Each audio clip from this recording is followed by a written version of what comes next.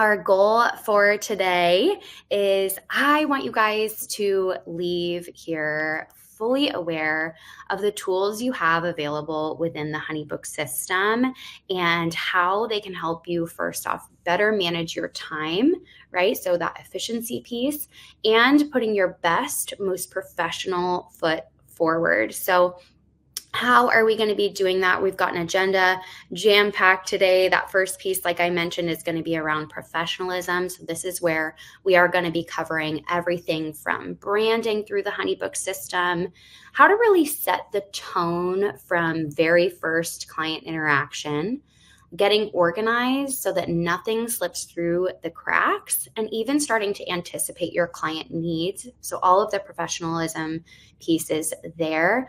Then we'll be switching gears a little bit about halfway through the session, and we'll focus on the time management and efficiency side of things. So this is where we'll be talking about getting all of your work into one centralized system, utilizing the HoneyBook Scheduler. So if you're not doing that, or if you want tips on how to better do that, we'll be going through that. And then tapping into automations to start to outsource some of that grunt work or the repeat tasks that you have going on in your business, okay? So let's dive in, kicking things off here with this concept of professionalism.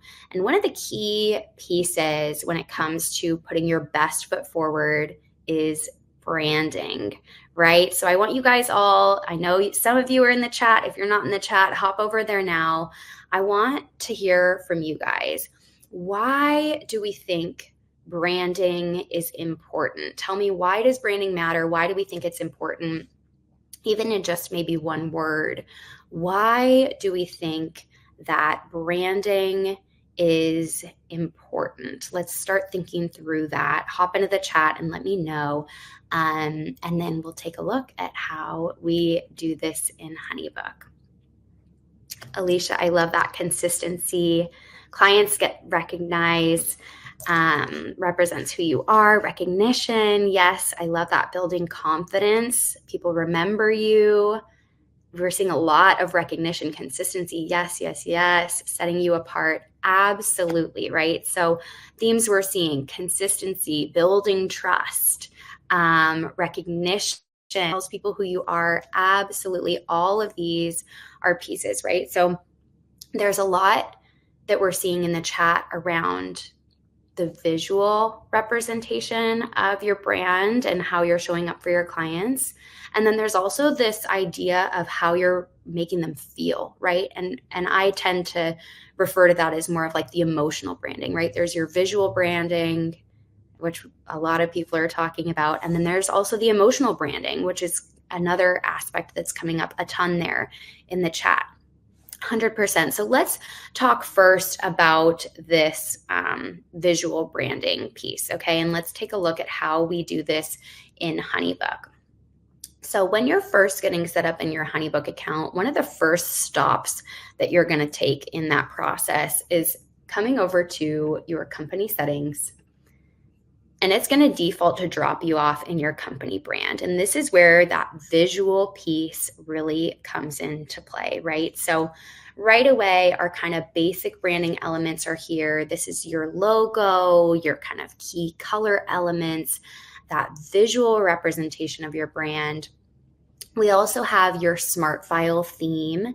This is really crucial for that consistency piece that we were talking about. So as your clients are engaging with you on the internet, they're coming into an interaction with your brand from a visual perspective. How do we make sure that when they come to interacting with you kind of behind the curtain of your business when you're relying on the HoneyBook tools, how do we make sure that that consistency of your visual brand is still there?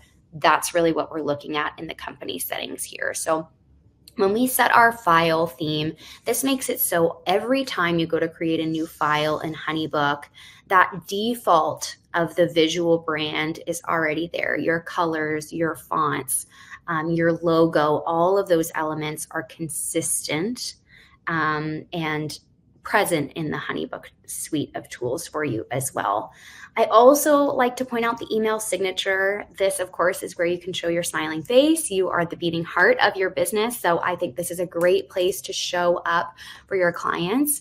It's also a great place to consider showcasing other pieces or elements of your business that you want to make available to them. So if you have resources for them that you want to proactively give them consistent access to, this is another way you can really kind of tap into that professionalism piece, and make sure they always have access to what you need them to have access to.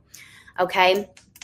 So let's circle back here, because branding, as we've discussed in the chat already, isn't just a pretty logo, right? It's important to consider some of those maybe less obvious ways that branding can take form or show up in your business. And I already saw a ton of these in the chat, right? Things like your messaging tone and voice, different communication styles, or your frequency of communication. Every person, every business, every brand is going to have a different approach here. And this is really more of that emotional branding piece that we talked about, how your business makes them feel.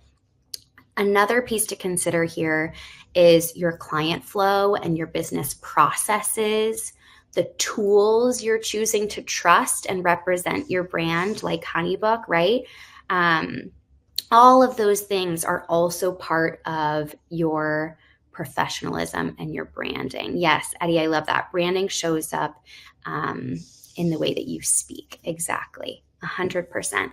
So another element to consider when we're talking about the way your brand makes them feel, or how you're showing up for your clients, is going to be templates in HoneyBook. So templates are a total game changer, lifesaver in this consistency piece specifically, which again, I know came up in the chat really frequently when we were talking about this idea of branding. So not only can you set kind of premeditated, as I like to call them, messages for email templates, but you can also set up your files so that you're really starting to anticipate those different situations, and building that kind of groundwork or that framework or that jumping off point for communicating with your clients. There are different days, different vibes, different moments in our lives where we're going to show up differently for our clients. So however much we can kind of take a step back, anticipate those needs, and lay that foundation for templatizing our process, the more consistently we're going to be able to show up for our clients. So this is just a little glimpse into the HoneyBook template gallery. If you have not checked it out yet, I highly recommend doing so. We can even probably post the link to the template gallery in the chat right now for you guys. This is a great jumping off point for creating files in the HoneyBook system. If that feels like a daunting process, this is a really good place to start, even just to kind of source inspiration. It's kind of like HoneyBook Pinterest a little bit. So if, when we're starting to think about those, again, maybe less obvious elements of branding, the template gallery is a huge time saver. And we also really start to think about that first impression and that transition from wherever they came into HoneyBook, and how that is going to, relate to the HoneyBook system. So first impressions are really everything. Let's talk through that a little bit, okay? Let's talk about setting the standard from very first client interaction. I want to see in the chat right now, you guys, how are people reaching out to you or finding you? Tell me, where is that first interaction happening for you right now? Let's hear some of the options that we are working with. And then we're going to start thinking through what that first client interaction looks like and how to manage that in HoneyBook. Amazing. Word of mouth, social media, lots of social media. Okay. Referrals. We love referrals. In-person events. Amazing. Sam, I love that. I'm a big in-person girly. Lots of word of mouth, referrals. Fabulous, you guys. Okay, great. These examples are going to come in handy in a couple of minutes. I'm going to have us do a little exercise thinking through how to transition these leads into the HoneyBook system, okay? Because there are two ways that you can get your clients' information and get your inquiries funneled into HoneyBook. So lead forms is the first option and contact forms is the second option, okay? So first, I'm going to go through lead forms with us and when to use them. Okay, so lead forms are really best used, and you guys can use them however you want. I'm just going to give you a little guidance of the way I typically see them used here. So lead forms are typically used for your non-website inquiries. So this is for really if you're looking to sell upfront or offer some kind of self-service offering. So selling upfront would be really self-service. I don't know. Pop it in the chat, you guys, and let me know if I have any photographers here today. I'd love to hear from you. So if you're selling upfront or you have self-service offerings, that is really when lead forms come into play. Okay, yes, I'm seeing some photographers. Cool. So photographers, lead forms is really where you can start to play around with mini sessions. If you guys are offering mini sessions, lead forms is absolutely going to be your kind of saving grace here in HoneyBook for how to get that set up. So I'll tap into some examples when we check that out in HoneyBook. Another option for lead forms is when we're thinking about returning clients who might want to kind of bypass that typical inquiry flow. If you want to allow your clients to book time with you right up front, so either pay up front or schedule a call, things like that, that is really where lead forms are going to come into play. Okay, so the other option that we talked about is contact forms, and this is really, again, for that kind of general bread and butter situation where you want to collect some basic information from them. You want to have it embedded onto your website or maybe have it be the link in bio on your Instagram. And this is where folks go to just let you know their name, email, some basic information, and inquire with you. Okay, so let's take a look at these responses again. For where some of these folks are coming from. We've got a lot of word of mouth examples. Let's see. Angela says, client fills out questionnaire on our website for event planners. Okay, so you guys, let's help Angela figure this out. Angela has clients fill out a questionnaire on their website and their event planners. So is Angela going to be using, do we think, a lead form or a contact form? So pop it in the chat. Let's let Angela know if she's going to set up a lead form later today, or is she going to be setting up a contact form? Okay, let's see if we can help Angela out with this example. Contact form, Kim says. Yes, exactly. You guys are nailing it. Okay. Let's look at one more example just to drive this home. Personal and client referrals, Christina says. So I think this also kind of depends on what Christina might be selling in this situation. But do we think she is going to be using lead forms or contact forms? I think it kind of depends personally, but let's hop into the chat and help her out there. Awesome. Okay. Great job, guys. We are totally getting the hang of this now. So let's kind of circle back to the heart of the issue here and bring this around to why this matters, right? This concept that first impressions are everything. This is where you can really start to set that standard. And this is why I was saying, I think it kind of depends on what you're selling, what you're offering, how you want to make your clients feel. I know we just saw in the chat, obviously, too, there are so many different places where we are interacting with our clients before they ever pay us. And I think so many of us have the blessing and the curse of being pulled in a million different directions by our clients. And we get in this headspace of reaction mode in our businesses. We're trying to meet our clients in every nook and cranny and alleyway of the internet where they are reaching out, right? Does this resonate with anyone? We are trying to show up for our clients as best we can. But I want to challenge us to think a little bit differently today, because we have an opportunity as business owners at the very first impression with them, at very first interaction point, to really set the tone and set the standard of what it means to work with you. What does it mean to work with Nicole, to work with Spring, to work with Jackie? How does it feel? And what does that look like? You have the opportunity to step into your zone of genius as a business owner and say, hey, this is my process. Welcome. You get to welcome them. You get to give them that peace of mind that you have a process. They're in good hands, right? You don't have to be DMing on Instagram and in your email inbox. And some people are in HoneyBook, but some people aren't, and calling some folks and setting up G Hangouts with others and Zoom meetings.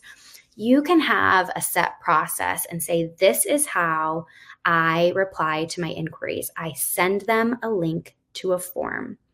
And that is okay, because it builds trust. It establishes that you are a professional and you have a process.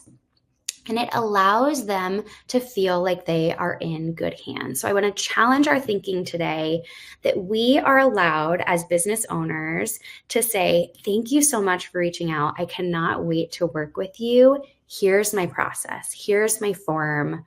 Let's get to know each other a little bit better and kick things off. Right away, you're kicking things off and inviting them into your professional space and where you do business with them. Okay? So let's check this out inside of the HoneyBook product. So we talked a little bit about lead forms. So where those are going to live up here under tools and lead forms. So again, for my photographers, if you are interested in setting up mini sessions, we have a nice little template for you as a kicking off point to start from. But again, lead forms are for those situations where they are non-website inquiries.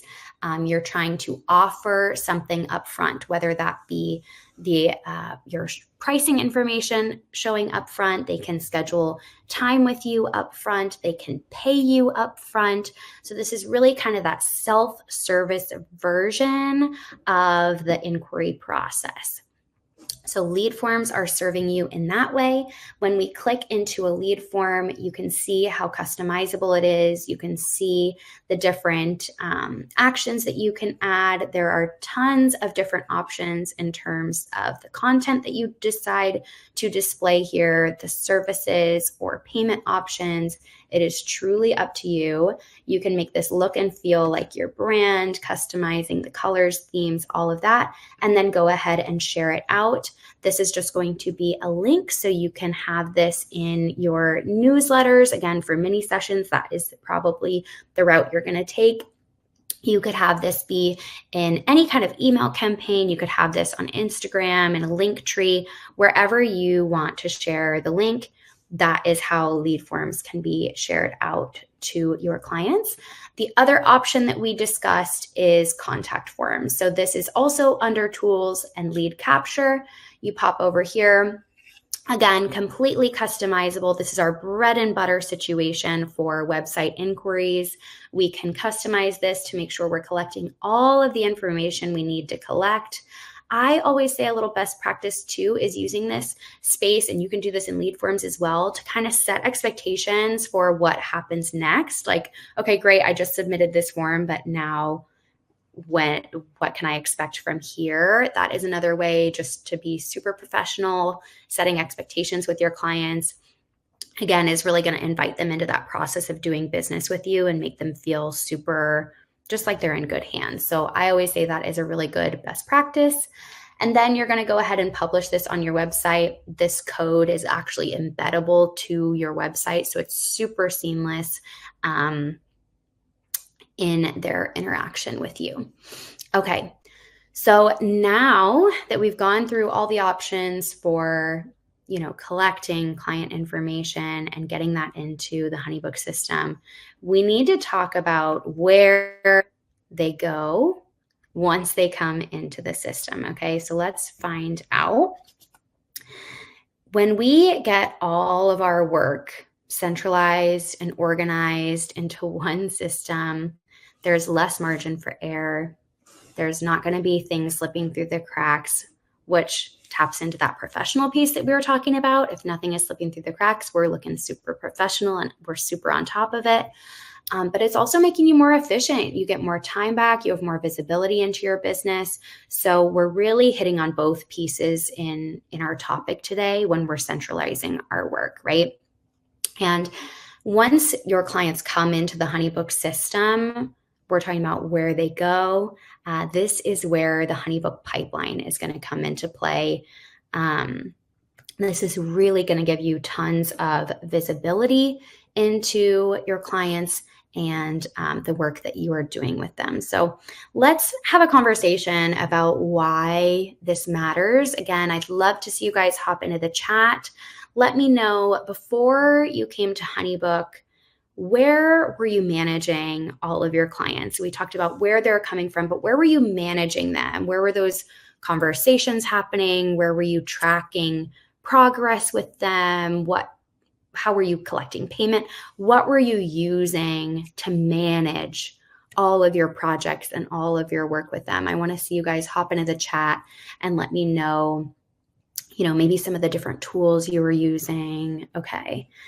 We see all over the place. Okay, 17 hats. Yes. Files through email. Okay. Microsoft Teams. In files and on a desk. Okay. Back and forth messaging on social mediator. Okay. Email inbox. Yes. Google Forms, QuickBooks. Okay. Lots of all over the place. People are saying whiteboard, giant notebook. Okay. Right? We are seeing so many different tools here. So we can already, and I imagine you guys, this is part of the reason why you're here, right? We can start to imagine the benefit of having everyone in one place instead. So we need to get these people into the HoneyBook system so that you can quickly start communicating with them, which makes you look super professional. Nothing is slipping through the cracks, like we already talked about there. It'll make you more efficient with your time and more professional. And you can, at a glance, that visibility piece, track who you're working with. And that, again, is that time efficiency. Okay. Oh my gosh. Paul says his wife was doing all of it. Love it. Okay. Let's take a look at this inside of the HoneyBook product, you guys. I want to show you the pipeline. I even saw some questions come through the chat about this. Love it. That is why we're here today. So at a glance, this is our projects tab, and this is where the HoneyBook pipeline lives. This is our bird's eye view of everyone we are working with and where they fall in the process of doing business with you. Okay. There are automations here that will automatically track at what point someone moves from one stage to the next. You can customize these stages and add additional ones to better fit your business flows. You can add stages, which we'll go into a little bit more detail in just a couple seconds on that. But in general, the way to think about the HoneyBook pipeline is a bird's eye view of your client flow across inquiry, across qualifying your leads, across collecting payment and that initial project kickoff. Then there's project management, and then there's relationship management. So that is kind of the big picture, broad brush lens that we want to use when we are thinking about the HoneyBook pipeline. You don't want so many little nuanced, you don't want email 1, email 2, email 3. That's not what the pipeline is for. That's more in the automations tool, and we'll talk about that in the later half of today's session. The pipeline is meant to give you that bird's eye view, high level idea of your booking flow and your booking process, really, and the kind of project management piece. So let's pop back to our slides to give you guys a little bit better idea of what some of these stages could look like. Okay, so pop into the chat here and let me know what stages from this list are you all today going to go into your HoneyBook account and add to customize your pipeline so that it better fits your process? Okay, we've got schedule a call, sending pricing, collecting feedback, sending a questionnaire, sending your deliverables. So maybe if you're a photographer, that's a gallery. If you are a graphic designer, maybe that's sending, the different graphics that you've been working on, asking for a referral. So there are lots of different stages here that we can use, but you can see how I'm keeping them high level, right? They're not so granular. That is really what we're thinking about when we're talking about the pipeline. Okay, great. We're getting some responses here. I'm sending pricing. Carrie's going to ask for a referral. I'm seeing a couple people saying they're going to add all of them. Amazing. Okay, Heather's going to collect a floor plan. I love that. Thinking outside the box. Yes, Heather, that is perfect example. Brenda's going to schedule a call, collect feedback, ask for a referral. Amazing. Okay, people are loving these. Wonderful. Okay, Angela, I love it. This is a perfect transition. Number 1 scheduler, she says. Yes. Okay. We have to talk about the HoneyBook Scheduler, especially when we are talking about time management and getting more efficient, right? When it comes to this, we would be completely remiss if we didn't mention the HoneyBook Scheduler. So let's hop into the product over here and check this out, because this tool is going to allow your clients to review your availability and select a time that works best for them, okay? At a high level, that's what we're talking about with the HoneyBook Scheduler. So where you find this, you pop up into Tools and Scheduler, and this is where you're gonna be able to build out all of your different session types. You wanna build out your session type here first, and then you can decide how you wanna share it, whether you share it in a lead form, attaching it kind of natively inside of a lead form, whether you paste the hyperlink into an email template that you use frequently, whether you have this embedded onto your website. There are so many different ways and places that you can share your scheduler. But first, you need to set up the sessions, okay? So we see mini sessions in here. I know I've touched on that a ton, so this is obviously where you do that. But you can also set up things like video calls, in-person meetings, phone calls, whatever you need to do from a scheduling perspective, that is done in the scheduler tool. Zuri, you go to Tools and Scheduler. That is how you find it. Good question. So you can set up as many session types as you want. And again, this is going to allow your clients, let's take a look from the client side, to view your availability and select a time that works for them. Okay, so there's 2 pieces that play into your availability here. The first piece is connecting your calendar. So you want to make sure you connect your calendar to HoneyBook so that it pulls in your availability based on what you already have going on in your calendar. You obviously don't want to double book yourself. And then the second piece is you set preferences as you're building out a session type. You choose, hey, I'm available 9 to 5, Monday through Thursday, whatever you want to do there. That is where those 2 pieces come into play to show that availability to your clients and allow them to select the best time that works. Okay. So no more email ping pong of, are you available at this time? No. How about Thursday at this time? No. We are giving you literal time back. And you look super professional when you're able to present your availability in this way, right? So this is literal time back for you guys if you're going to, use a scheduling tool like this.